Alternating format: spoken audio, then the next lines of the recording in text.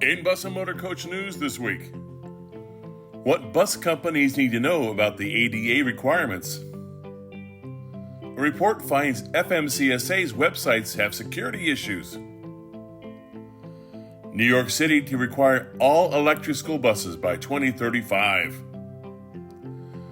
UMA renews call for operators to get on the Charter Service Registry.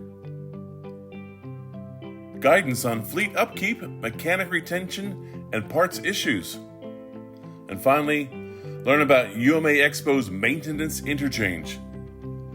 This video is sponsored by busrates.com, the original anti-broker website, so no one gets between you and your customer.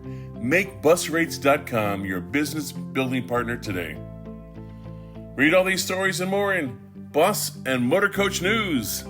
And that's your Motorcoach Minute.